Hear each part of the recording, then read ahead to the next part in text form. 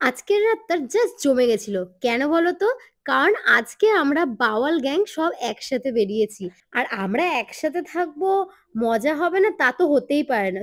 চুটিয়ে মজা করেছিলাম। আর হ্যাঁ, শুভ পঞ্চমী সবাইকে। তোমাদের পঞ্চমী কেমন কাটালে অবশ্যই জানিও। আমরা আজকে নর্থের দিকেই ঘুরেছি। ফার্স্টেই চলে এসেছি আমরা টালা বারোয়ারি। আর টালা প্রত্যয় তো আমরা দেখার চান্সই নিইনি। কারণ ওখানে দাঁড়াতে গেলে আর কোনো ঠাকুর দেখা যাবে না। তাই আমরা রিস্ক নিইনি। টালা বারোয়ারি ঠাকুরটা খুবই সুন্দর করেছে। কারা, কারা দেখেছো অবশ্যই কমেন্ট করে জানিও। আগের বছরের থেকে এবছরের টালা বারোয়ারির ঠাকুরটা খুবই সুন্দর করেছে। যেমন প্যান্ডেলটা করেছে খুবই সুন্দর। আর থিমটা তো কোনো কথাই হবে না। একটা ইউনিক থিম।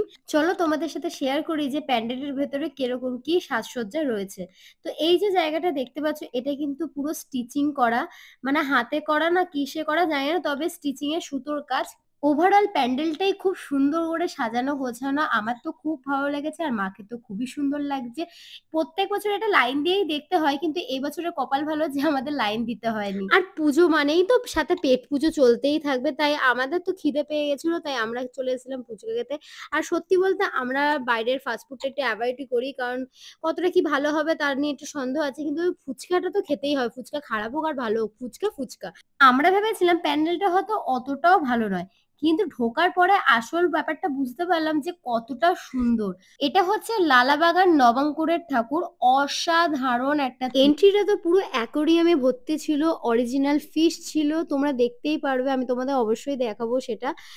তোমরা কে কে দেখেছো আমি জানি না এই প্যান্ডেলটাতে, কিন্তু যারা আসোনি তারা মিস করেছো। খুবই সুন্দর প্যান্ডেলটা হয়েছিল। আমরা তো দেখে জাস্ট অবাক যে সত্যি সত্যি অরিজিনাল ফিশ দিয়ে করেছে এটা। আর মায়ের প্রতিমা নিয়ে তো কোনো কথাই হবে না। মা তো অপূর্ব সুন্দরী। আর এই প্যান্ডেলটা ছিল রাস্তার ওপরেই, যেহেতু এটা রাস্তার ওপর দিয়ে পুরোটা দেখা যাচ্ছিল, তাই আমরা ভেতরে ঢুকিনি। আর এদের সবার দাবি ছিল একটু মিষ্টি খাবার, তো আমরা মিষ্টি খেতে চলে এসেছি। আর মিষ্টির দোকানের বেস্ট লোকেশন কিন্তু আমার বরের কাছ থেকে পাওয়া যাবে, তাই ও নিয়ে চলে এসেছে আমাদেরকে একটা ভালো মিষ্টির দোকানে।